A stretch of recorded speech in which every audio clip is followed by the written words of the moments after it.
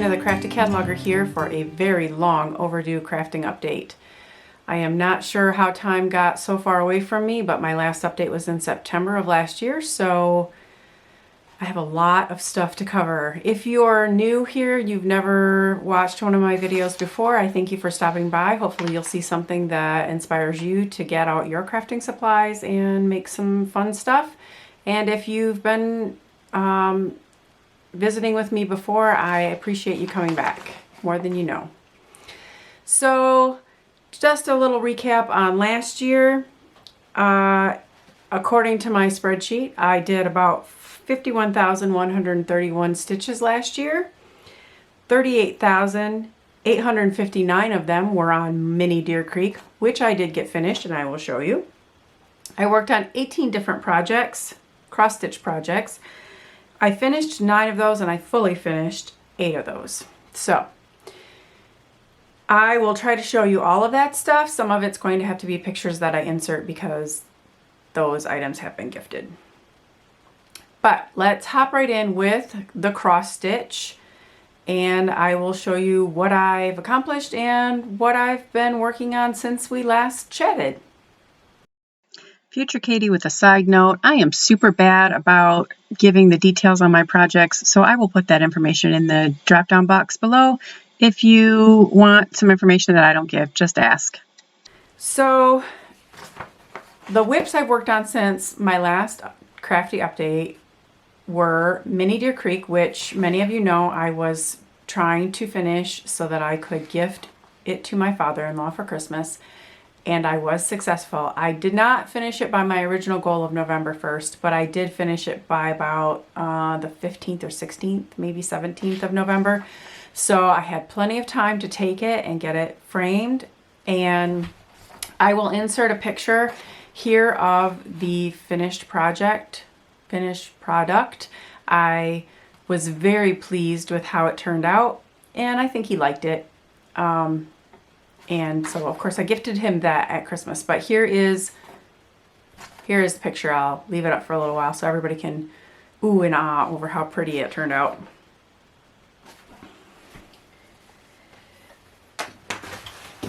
I also worked on Glory of Autumn. I will try to put a picture of where it was last time you saw it.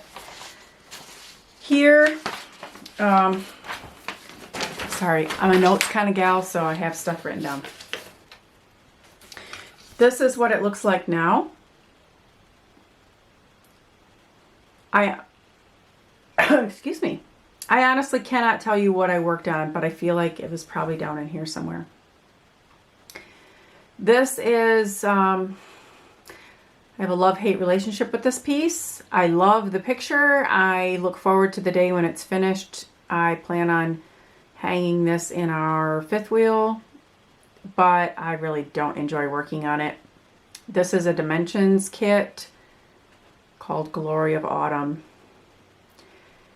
This is one also on my spreadsheet where I keep track of the number of stitches that I do. I kind of made a decision last year, mid-year, that going forward I'm only going to count stitches on pieces where Pattern Keeper will do it for me, or if it's a piece that is super simple to count because there are huge blocks of color, like there's a house.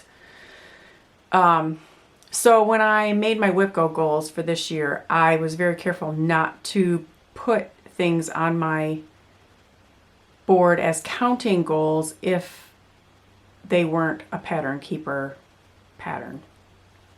But for this particular one also, partway through working on this, especially down in here, there's a lot, and up in the sky there's a lot of half stitches. And I know for a lot of the challenge groups, if you're doing half stitches, you have to do double the half stitches to count it. And since I was doing it from my whip go board, and as Jessie Marie always says, your board, your rules, about halfway through on this one, I decided, you know what? I'm counting those half stitches. I'm just counting them as a stitch because that is what's called for in the pattern. If it were a situation where I was turning a pattern that intended for me to use cross stitches and I was doing them as half stitches, I can see where that would be different. But in this case, I'm doing the called for stitch, which is a half stitch. So I decided that they should count, full count. So anyway, this one is on my board for next year, but it's not on my board as a counting goal. It's on my board, I believe, as a day goal. We'll talk about whip go in a little bit. I'm just going to start going in the order in which they are piled up here versus the order they are on my sheet. I have been working on Sunlight Sonata. I will put a picture of what it looked like the last time you saw it here.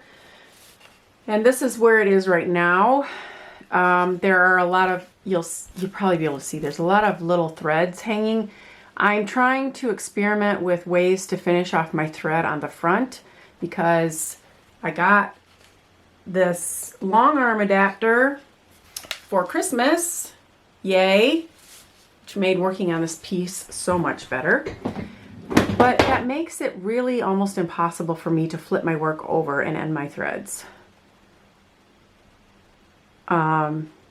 Anyway, up in here, it amazes me how this looks so blue, but when I was stitching it, I thought it was pretty much all white on white. That one,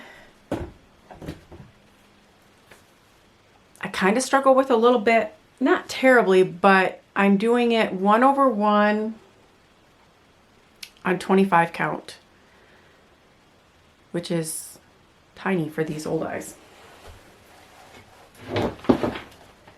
I have also worked on spring rolls. This is part of the Weenies series. If you've been with me a while, you know that this is the third or fourth one of these that I've done. I'm doing them for my sister-in-law who has a dachshund. And hopefully I will have put a picture up a minute ago of where this was before.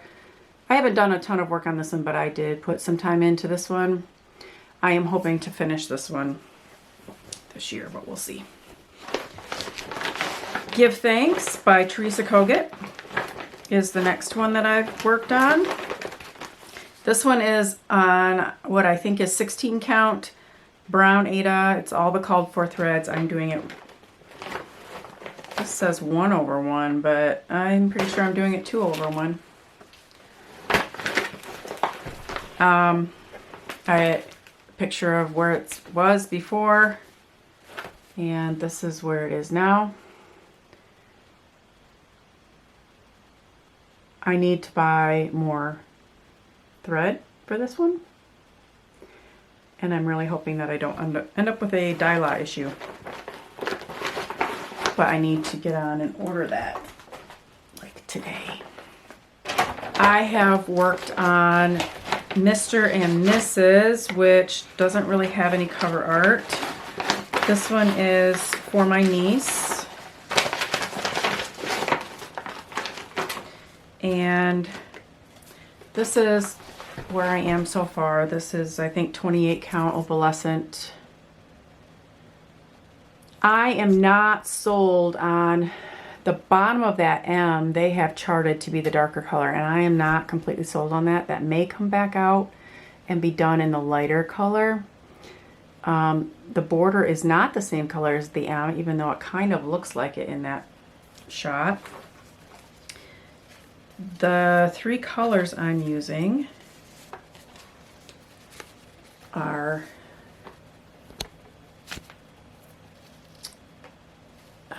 these three colors. That's not a good way to show them. This one is Shy Violet. Oops. This one is Silver Dollar. And this one is Cheshire. These are all Leo and Roxy, although I think she's rebranding to just be Roxy Floss, that I purchased through Evertote. And shout out to, I believe it was Hannah. I sent her a picture that my niece had sent me of, it was a collage of different things that she is hoping to use when she's planning her wedding. And so it kind of had all these colors in it. And I sent that to Hannah and I said, help. Can you tell me which one of the flosses matches? I thought that the darkest purple, I said, I think that's probably the one, but I don't know which of these others would go well. And she got back to me within about a week, had picked out some. I was able to order them and it was awesome. Great customer service. Because it's really hard to buy floss like that when you can't see it. And I didn't have time to take a trip to Canada. I have also worked on Mini in the Library. This is a HAED on 18 count easy grid or easy guide, whatever they call it. Here's where it was before. And here's where it is now. This one I started with Sarah the Stitchin' Mommy last April for National Library Month. I kind of enjoy working on this one because it's a lot of, it's just that right amount of same blocks of same color without too many. I mean, you do every once in a while throw in a different one, so I look forward to getting back to that one soon. And the last one that I've been working on, I'll put a picture of what it's going to look like here. I'm calling this Wow Orda, because that's what the pattern name, like the file name says. I have no idea what this thing is. All I know is it has something to do with WoW, the World of Warcraft game. My husband and son play. I think both of my sons play actually. And my husband found this online and thought it was cool. He found two patterns actually and I bought them both. He thought they were cool. He's never ever wanted me to stitch anything for him. So I bought them. I dyed this fabric myself. I believe it's, I don't remember what count it is. 14 count maybe. And I'm doing it 2/1.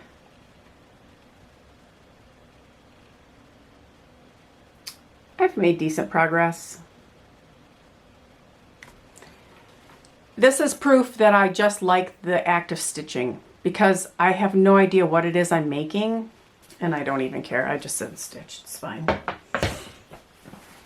So anyway, I've worked on a lot.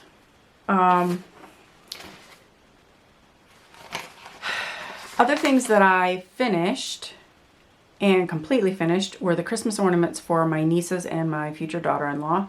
And I will put a picture of the finished product right here. Those were a pattern from Patty at 4 Boys and a NL Girl. I think from Flossmas 2021, maybe? And they were stitched on, I think it was 14 count navy blue Ada that I just had in my stash.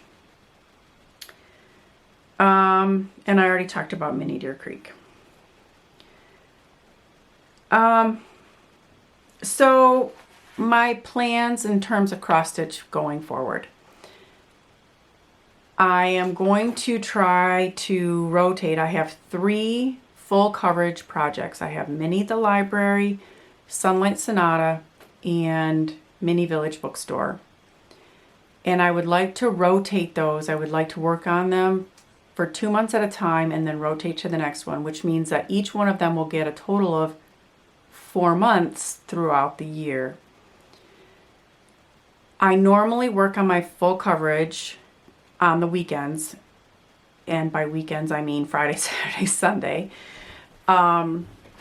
And then I work on a smaller piece, such as this one, that can be on my lap stand during the week, just because, I don't know, I only have a few minutes usually at night, and it's easier to get situated with something that's smaller.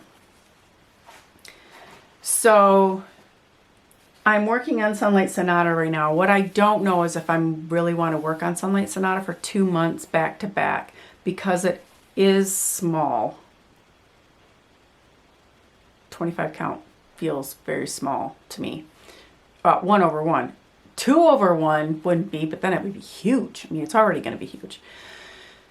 So I might do just 1 month then switch to another one, work for it 2 months, do a month. I don't know. I might play with that a little bit, but ultimately I want each one of those full coverage pieces to get a total of 4 months worth of stitching this year.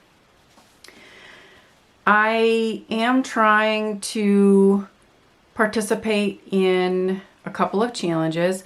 I am in a Michigan cross stitch group, and there is a challenge in that group that was created by Harmony from Harmony Stitches, and I believe it's called Traveling the USA. Every month she uses a decision wheel where she has put all of the state capitals on it, and she spins.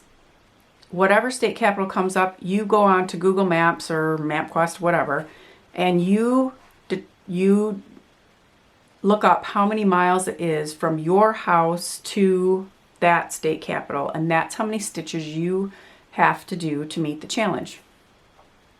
This month we are traveling to Carson City, Nevada, and I am using Sunlight Sonata for that, so I have to get like 2,000 and some odd stitches. So that's going to get a nice chunk this month, and I'm about halfway there right now. That's a fun challenge. I enjoy that one. And then I am participating in Whip Go again, and I will put a copy of my Whip Go board up right now. So as I mentioned before, my Whip Go board this year is a little different. I am only putting counting challenges up for things that are in Pattern Keeper, therefore the program will keep count for me. But you'll see that like block 5 is Glory of Autumn, and I have 4 hours because I don't want to have to count stitches on that one.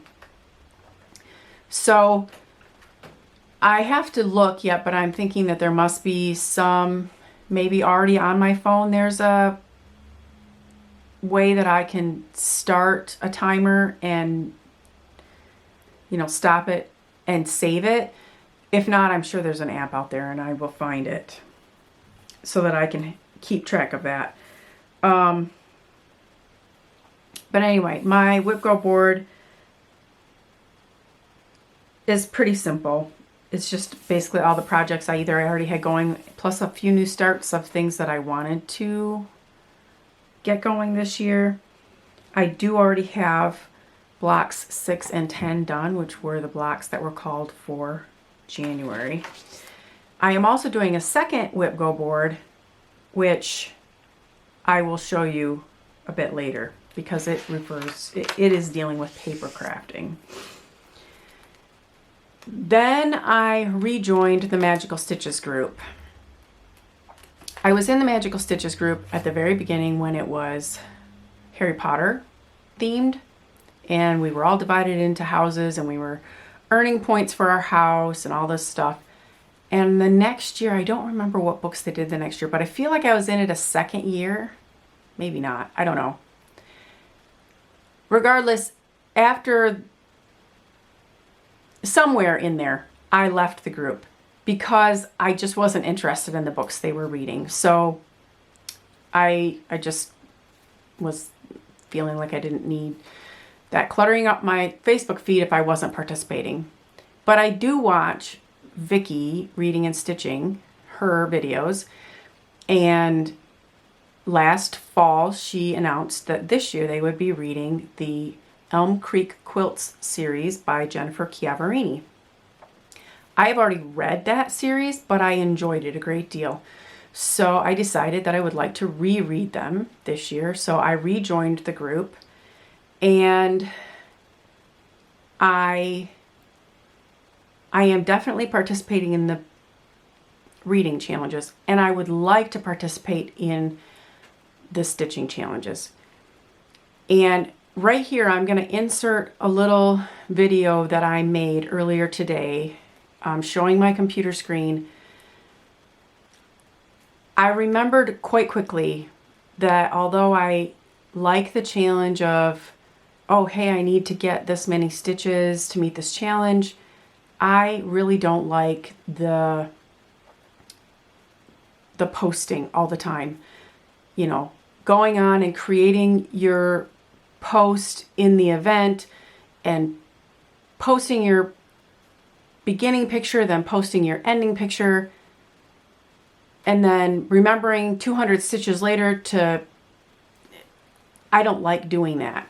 I don't feel like I have time for that, and sometimes I just get stitching and it's like all of a sudden I realize that, oh, I just did 300 stitches. I should have taken a picture 100 stitches ago, because now I can't backtrack.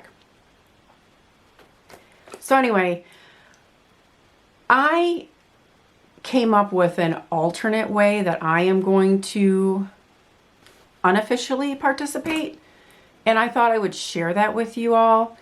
And so I made this little video explaining what I have done. So I created a Google Docs spreadsheet, titled it simply 2023 Magical Stitches Stitching Challenge. And then I created the following columns. I have prompt number, prompt, project, number required, goal met, beginning picture, ending picture, and number complete. So in the prompt number, I started out by listing numbers. There were 15 stitching prompts for the month of January. Oh, I guess I should back up a little bit and say that I have already created pages for every month this year. There are sheets down here at the bottom for every month this year. And so next month, it will be a whole new sheet. Back to January. In the prompt column, she had 15 prompts this month, so I listed 1 to 15, and then I copied and pasted the number 1 prompt next to number 1, the number 2 prompt next to number 2, so on and so forth. Then I went through my projects and I decided which project I was going to use to attempt to meet that prompt. So I filled in each project name. And I also filled in how many stitches were required to meet that prompt. Most of the prompts were a 200 stitch requirement. Unless you wanted to use an alternate project, then it said you had to do 300. So whenever I'm using it as an alternate, I have 300 in the number required, and I've also put that in red, bold, so that it would stand out. Once I had all of my projects plugged in, I then sorted my spreadsheet by project so that all of the prompts related to this project would be together on the spreadsheet. So there are 2 prompts that I'm going to use the project Give Thanks for. They are now listed together. There are 2 prompts, number 5 and 14, that I'm going to use Mini the Library for, and they are now listed together. I also then went ahead and I put a thin colored line in between each project just to help break it up for my eyes. Then the next column over, I just put check boxes for me to be able to check off that the goal was met. In column F, I put beginning picture, and at the beginning of the month, I will take a picture of each one of the projects and post it in the spreadsheet. Then I have a column for ending picture, and my plan is that at the end of the month, or when I know that I've met the goal and I won't be working on the project anymore that month, I will post my ending picture. And in my final column, I put the number of stitches completed, and in every column I already have the number of stitches that I need to complete. So in this case, for this one, I needed to do 500, so I have already completed this one, so I did 598 out of 500, but I have not done any of these, so I know that I need to do 400 stitches on Mini the Library. So right now I have XXX, meaning I have not done any, /400, and when I finish at the end of the month, I will change that right there. I will change that number. I will put a number where the X's are, and then I will take a picture and I will insert the ending picture to show those 400 stitches. So in my mind, I'm doing the same thing. I'm just doing it less often. Instead of posting twice, I'm posting once. I'm showing you my beginning, I'm showing you my end with the 400 stitches instead of 2 different posts showing 200 stitches each. And for this project, Sunlight Sonata, which I'm using for 2, 4, 6, 9 different challenges, 9 different challenge prompts, I would have to post 18 times for that. And now I'm going to post twice, once at the beginning, once at the end. You'll also notice that Sunlight Sonata has the little carrot next to it, and this particular project, this Wow Orda and the Give Thanks, both have an asterisk next to them. I have made a note down here that those count towards other things. So the asterisk means that those projects also count toward this month's WIPGO goals, and the carrot means that that counts toward this month's Michigan Cross Stitch Traveling the USA Challenge goal, which are 2 other challenges that I'm participating in. So that's just a quick rundown of what I have decided to do. As I said, in an attempt to be able to participate, but not have to do the constant posting, which just feels like a very large drain on my very limited stitching time. So if anyone wants to do this, I mean, feel free to steal this idea. Maybe other people are already doing this and I just hadn't ever heard of it. But the other thing is, if you want to do this and you're not super sure how to set up a Google Sheets spreadsheet, I would be more than happy to set up the base spreadsheet and then share it with you.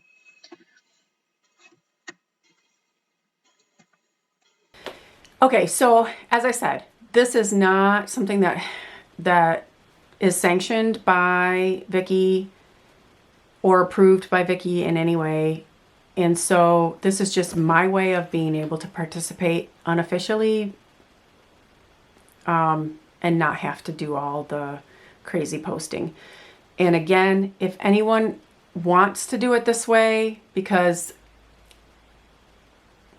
again, we're not working towards anything anymore. It's not like we're in houses. We're not trying to get points. They're not grading homework like they were when it was magical stitches for Harry Potter. So really it's just a challenge against yourself to see if you can get the stitches. And if you want to do it, but you don't want to mess with the posting, then maybe this is a way you can do that. It's what I'm going to try anyway. And again, if you want to do that, but you don't know how to make the Google spreadsheet, I will gladly make the base Google spreadsheet and just share it with you. So my contact information will be below. Anyway,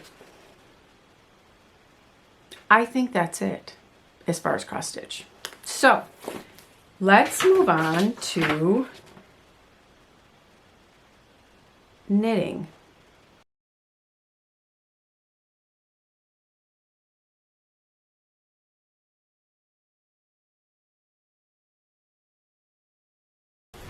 So I'm still working on the Longline cardigan, still, but I am making very definite progress. So as you can see, the body is completely done. One sleeve is completely done. I still have to weave in my ends. And we are 3/4 of the way done with the second sleeve. So the end is in sight. I'm a little concerned because I feel like in real life, in person, this sleeve seems way darker than this sleeve, but then again, we have big swaths of very light, so I guess maybe people will just assume that's the way it's supposed to be. Anyway, I am hoping that I will be able to finish this in the next month. I have been making, I shouldn't say making, I have been good about working on it almost every day for the last little bit, and so I'm kind of trying to just make sure that I work on it and put 5 or 6 rows in every day so that I can get it finished up. I honestly did not think that this was going to take me as long as it has taken me. And I was starting to get the itch to, sorry, I'm looking for,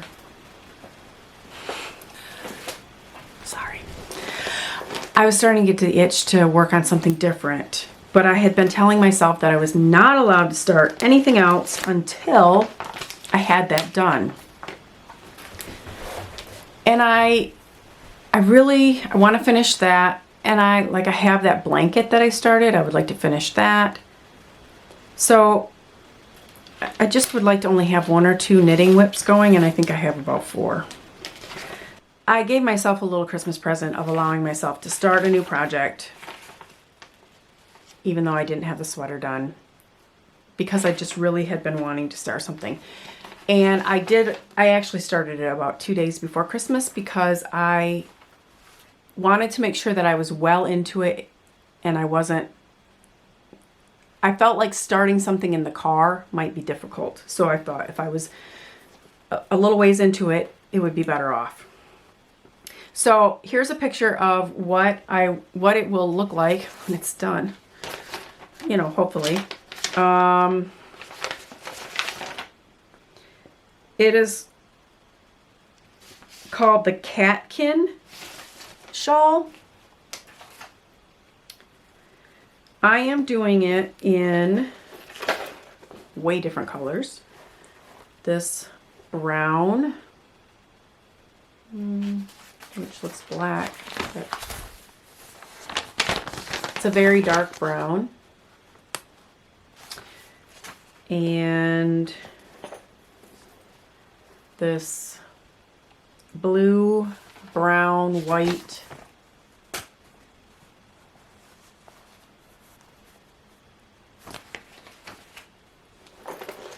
I think I have I have the ball bands. So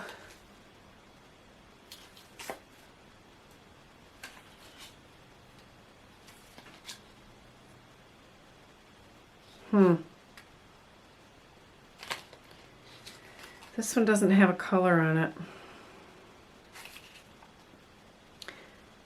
This one is Stardust Sparkle, Fingering Weight, Superwash Merino, Inner Harbor by Bridiculous. This one just says, this brown one just says Sock, Fingering, Superwash Merino. It does not give a color name. It's brown. So anyway, I did get a nice start on this. Pretty proud of this. I think it looks really good so far. And this is probably I think this is the very first knitting project that I have ever started that I did not have to restart 5 times before I made it past the first few rows. And I did spend some of my Christmas money and buy myself I bought myself a set. I already had one set of knit picks. I think they're Majestic, interchangeable. I had like one size and one cord. And this wasn't actually the project that I wanted to start. But the project I wanted to start, I couldn't start because I didn't have the right size needles. So when I went to buy those needles, I thought, should I buy the Clover needles or should I invest in the Majestic interchangeable set? And I decided to invest in the interchangeable set. And so I've already switched this over to the new needles because they really are nice. I mean, the Clover ones are fine, but those Majestic ones are nice, a little bit nicer. So I did spend some of my Christmas money on that.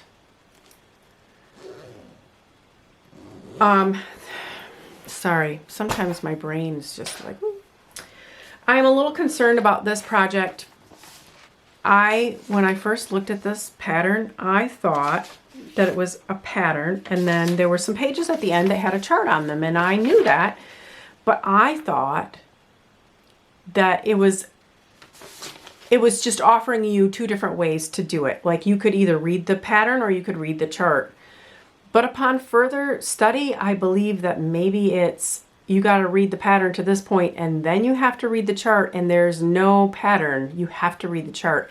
And that makes me a little nervous because I don't know how to read a chart. So I really hope there's some really good YouTube videos out there on how to read a knitting chart. Otherwise, I'm going to be up a creek without a paddle, so to speak. Anyway, next up, let's talk quilting and sewing.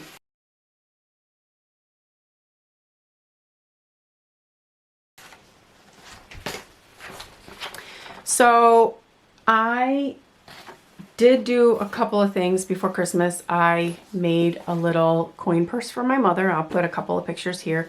I had made one of these years ago for her, and I noticed one time when we were out and about that it was looking a little rough.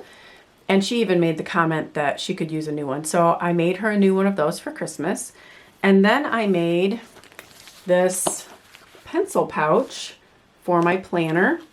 I have switched to the disc bound planner type system, and so far I'm really loving it. But I felt like I needed, this particular planner is the Martha Stewart one from Staples. And I bought pages from someone on Etsy that you print for yourself. Like she had already designed them and she had different ones. This is the spring one. Well, she had different ones, and I thought this one looked like spring, and I thought these looked like summer, and so I have them. So they switch. Here's the winter. It's just a blue, and here's like the fall ones had a fall type thing on them. Anyway, this planner does have a pencil loop. But I like to have more than just a pencil with me. I like to have an ink pen. I like to have a highlighter. I like to have an eraser. So I made this handy pencil pouch that I can put stuff in. This was the first time I had ever done anything with a zipper. I was quite pleased with how it turned out, and the zipper actually works. So, and this just it just slides over top of my cover. So I thought that was pretty handy. I found a YouTube tutorial, and for the most part it was a very good tutorial. The only thing that it didn't really specify was that you have to use a special foot on your sewing machine when you're dealing with zippers. But after my first attempt, I was like, I think maybe I'm supposed to change my foot. And so I messaged my mom, and she was like, oh yeah, for sure you have to change your foot. So changed my foot, and then it was easy breezy. Next up, let's talk paper crafting.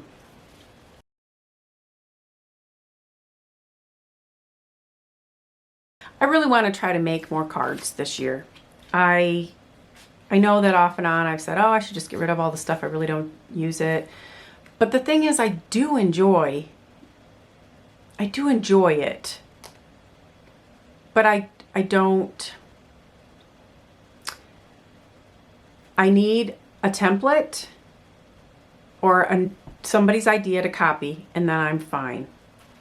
And I need to just make sure that I'm doing it on a regular basis, because if I leave it till, oh, I need a birthday card next week, that's when it's not fun.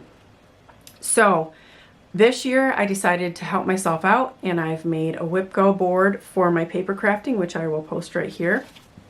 And actually my sister-in-law is going to play along as well, and I will just be messaging her every month with the numbers. And so, you know, I have all sorts of different things on there. You know, one's like block 1 is make 10 Christmas cards. But this month for block 4 and block 10, or block 6 and block 10, sorry.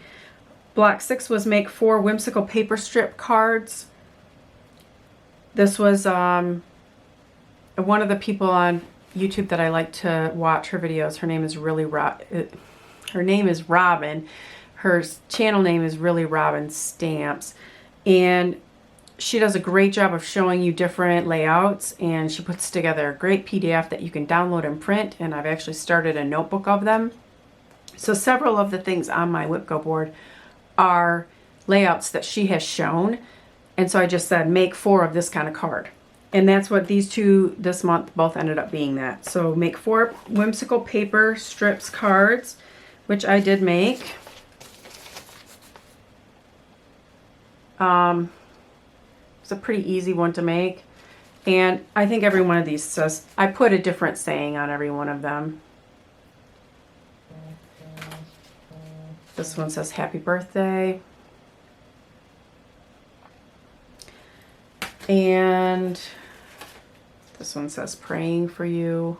So it could be like a sympathy card or something. Block 10 was make 4 triple accordion fold cards. And I did those this last, I think I did a Monday actually. So these are a little different in that they have what they call a belly band. So like this piece slides off. And then this is why it's called an accordion fold, because it folds out like this. I won't take the time to put that together right now. So I'm not going to open all of these up, but here's the second one of these that I made. This one says just wanted to say, so you could just send this as just a card to somebody. Maybe I should put it in front of my face. This one says thank you ever so much. I just really like the paper on that I picked for that one. And again, the belly band, so it slides off. I think I got my belly bands a little too tight. That's the first time I've ever really made belly bands. And here's another one that I made. Focus. And here's another random card that I made. I must have needed a birthday card. Oh, I did. In December I needed. Well, I ended up needing. January is an awful month. We just get done with Christmas and then I have like 4 birthdays. Bam, bam, bam. My nephew, my brother-in-law. Seems like there was one more. And I mean, like, we're talking the 5th, 6th, 9th. And it's like, so I really want this year, I want to, and like one of the blocks on my WipGo board is make 4 masculine birthday cards. I really want to what I'm making now, I want to try to get so that I'm actually making them for next year so that I'm always a little bit ahead. Because like I said, I don't enjoy it when I need a card and I need it to go in the mail tomorrow. That's not fun. I don't like that. But that wraps up my paper crafting for now. And hopefully I'll stay on track with that. Anyway, moving on to reading. Last year I set my reading goal at 70 and I think I got to 72. I have read approximately 28 books since my last video. 6.5 of those have been in 2023. I set my 2023 Goodreads goal at 70 again because that seems to be a good number for me. And I also joined several other challenges that are being put on by a group that I'm in, Goodreads, plus the reading challenges for the Magical Stitches group. And I'm really hoping that the reading challenges for the Magical Stitches group can help me whittle down my to be read list, which is insanely high. I believe there's over 600 things on that list, and that's crazy. I know there are a bunch that I need to just take off because they've been on there for 15 years and I really probably don't care to read them anymore. But there are an awful lot that I really do want to read. And I just need to be more intentional about reading them and getting them done. I'm not going to share all 28 books with you today, but I did pick out a few that were my favorites and I thought I would quickly share those with you. I will put cover art up here for those of you who might be interested. The first one, and I may have mentioned this one in my last video, I can't remember. It's called The Diamond Eye, and I believe the author's name was Julia Quinn. I gave this one 4 stars. It was a very good story, but if you don't like foul language or violence, this is not the book for you, because it had both. The next one that I read was called The Master Craftsman. It was by Kelly Stewart. This was a Christian historical fiction, split time novel, and it was a great book. And it dealt with, the Master Craftsman was someone who worked under the guy who made Fabergé eggs. This was one of those books that I end up going to my computer and Googling to learn more about Fabergé eggs, because I'm like, I've heard of them, but I didn't really know anything about them. It was a very good book. 5 stars. Another one that I read that I enjoyed was The Switchboard Soldiers by Jennifer Chiavarini. This is the woman who we are reading her series in the Magical Stitches. And part of the reading challenge, part of the additional reading challenge in Magical Stitches is to read the rest of her books. Now, I am not going to go back and reread the other books of hers that I've already read, but there are still a few that I haven't read, and I will be putting those on the list this year to get through them. If you have never read any books by Jennifer Chiavarini and you are in this group, I think you should be forewarned that her Elm Creek Quilts books and her newer books, which I would call all historical fiction, are very different. She's still a good author, but I would venture a guess that if I handed you one of the Elm Creek Quilts books and then I handed you one of her historical fiction books, and I had taken all markings off it in terms of who the author was, and I just told you to read them both, I think that most people would come back and say those weren't written by the same person. They're just very different styles, and they're very different. They're just different. And some of her historical fiction books, I have not enjoyed all that much. Okay, I have no idea where I was. I got interrupted. My husband came home from school. He had to change his clothes and go back and work the concession stand tonight. Anyway, I think I was talking about Jennifer Chiavarini's books and how her writing style is very different between her Elm Creek Quilts books and her historical fiction books. There is one of them in particular, and I can't remember the title, but there was one of them that I really felt like I had to really slog through it. It was the one about the women working for the right to vote, and it just felt like it just dragged on forever and ever. But then, like, The Switchboard Soldiers was actually a very good novel. So if you're in that group and you're going to read some of her other stuff, just be forewarned that it's very different. It feels very different than the Elm Creek Quilts books. Moving on. Another book that I gave 5 stars to was The Secret Keepers of Old Depot Grocery by Amanda Cox. This is the second and a half. I believe she's written one other novel and a novella, that those two are connected, and this book, and that's all she has out. And everything that I've read by her has been absolutely excellent. And she has a book coming out later this year. I believe the title of that one is called He Should Have Told the Bees, and I'm anxiously awaiting that one, because if it's as good as the other ones of hers that I've read, it's going to be very good. Millstone of Doubt by Erica Vetch was very good. A Victorian detective type book. I gave that one 4 stars. Another one that I enjoyed a great deal was called Hope Between the Pages by Pepper Basham. I gave that one 4 stars. That one was also a split time novel, and one of the characters worked at Biltmore Estate, and Biltmore Estate has always been one of those places that I've thought, oh, I'd really like to go there, and now after reading that book, I want to go there even more. I'm sorry if this section of the video appears very choppy. It's because I have to keep getting up and going to my computer and looking things up because my memory just really stinks. I recently finished the Hanger's Horseman series by Karen Whittemire. That was a 3-book series that included the titles At Love's Command, In Honor's Defense, and The Heart's Charge. I have always enjoyed Karen Whittemire's books.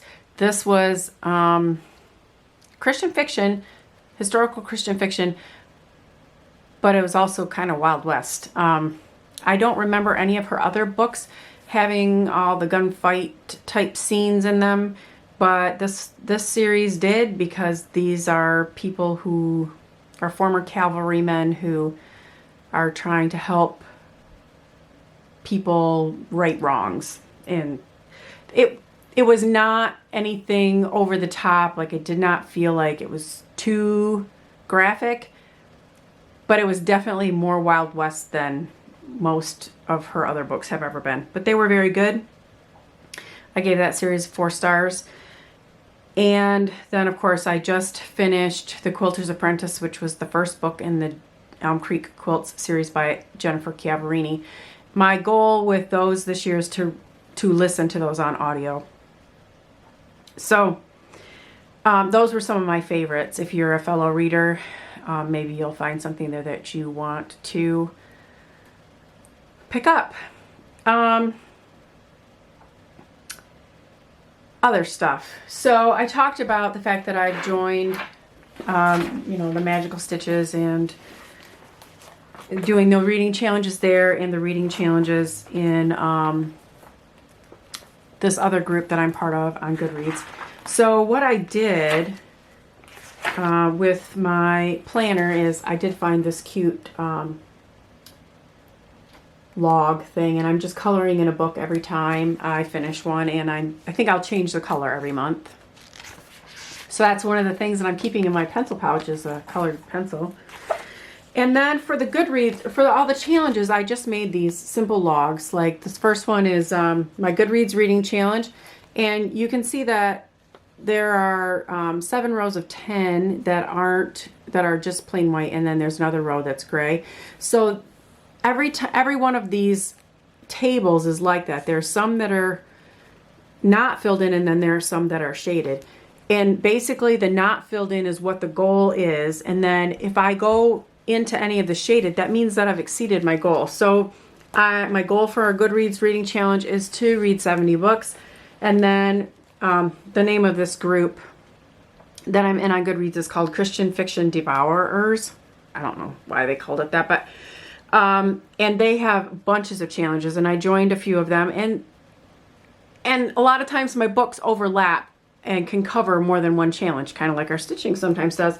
So I joined the e-reader enchantment challenge, and I joined at level 2, which means I'm going to try to read 11 to 20 books on my e-reader. They can be books that either I already have on my Kindle app or any other app. I have several reading apps, or books that I've gotten from Hoopla or Libby. I joined the challenge called The Truth, The Whole Truth, Nothing But the Truth, which is a nonfiction challenge, and I do need to be challenged to read more nonfiction. I don't read very much nonfiction. I joined at level 1, which is to read 1 to 10 books. I think it would be great if I could at least read like 6. That'd be 1 every other month.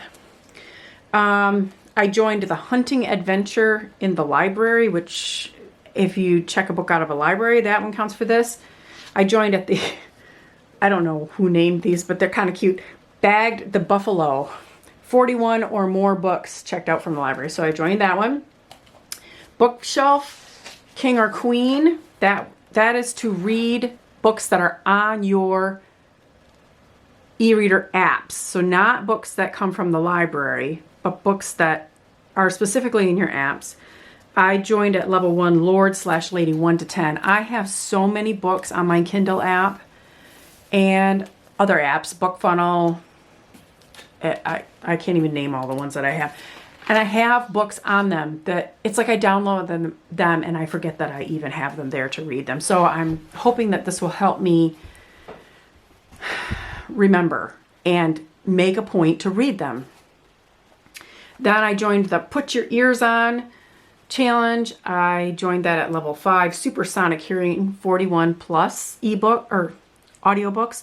This should not be difficult for me. I went and looked at last year's stuff, and of the 70 books that I read last year, over 40 of them, I want to say 47 of them, were audiobooks. If it weren't for audiobooks, this girl wouldn't get anything read. And then there was a book, one called Reading Goalpost Challenge, and that's how many books you want to read in a month. I joined at level 1, which is a first down, 5 books per month. So again, you can see that I made the chart. These are the months. The first 5 spaces in every month are white. And like this month, I've already gone over into the 6th book, so I've exceeded the challenge for this month. But so I made those, and I'm loving this disc bound planner because I can make these kinds of things. And I did buy the punch, although these pages I found on Amazon where I could buy the paper in this size already punched, and I can put it through my printer. I have learned that I can only put it through 1 page at a time. Like if I try to do multi-pages, it kind of ends up jamming. But so I can really personalize things to be what I want. I made myself a little Magical Stitches cover page, and then because I did buy the punch, I was able to take Vicky's spreadsheet that she had made up for the reading challenge, and I was able to print it off just so that I can keep track of things here, but I'm doing it on the actual spreadsheet on my computer, and I'm adding the book covers on that spreadsheet. And in my post in the reading challenge, I linked to my spreadsheet. And like I said, it was after I got to reading that and realized that that was an option she was giving us that I thought maybe I could use that same concept for participating in the stitching challenges, even if it was in an unofficial capacity. So anyway, what else have I been up to? Nothing much. I guess I work, I clean my house, I do whatever my family needs me to do, just like everybody else. I'm still walking. Today was day 346 of my current walking challenge. I have walked 40.94 miles so far this month, which is really not that great. Last year, I looked it up, and I walked about 909 miles last year, and I'm really disappointed in that. My best year was 2020, and I walked like 1,335, almost 1,336 miles in 2020, and it's gone downhill ever since then. I really would like to make a point to walk at least 1,000 miles every year. And I'm really not sure why I didn't hit that mark, the 1,000-mile mark this last year. I know my mileage has been down lately. My treadmill broke well, I say broke, I think it just died in like October. I used it, and then I went down like the next week because I needed to use it again, and I put the key in, and all the lights lit up. But when I hit the button to make it start, the belt just didn't do anything. So I was without a treadmill for the whole end of the year, October, November, December, and well, not all of December. I literally bought a treadmill the day after Christmas. On our way back home from Christmas, I stopped and bought one. So there were a couple of days that I had to walk in some pretty nasty weather because I had no other option. And so it was literally like, I'm doing a mile, so it counts, and that's it. And then I'm out of here, because right before Christmas, we got walloped with a really big storm. It was really blustery out for a few days. And of course, typical Michigan, it has now since all melted, and it feels like we're stuck in March. Brown everywhere, gray skies, bleh. And quite frankly, I wish this rain would turn to snow, because at least the snow would be bright and cover up all the brown. But, you know, what can you do?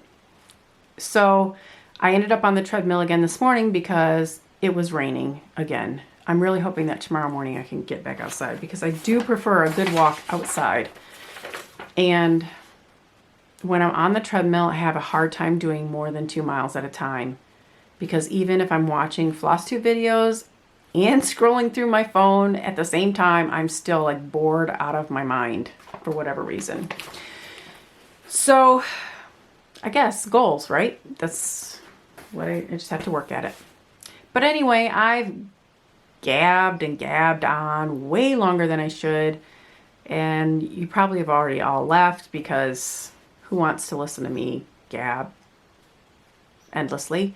But if you're still here, I thank you again for stopping by. I really do hope to be back sooner than 4 months from now. I hope that you all get all of the stitchy and crafting and reading time that you want, and that your 2023 is off to a good start. And we'll see you soon, hopefully. Bye.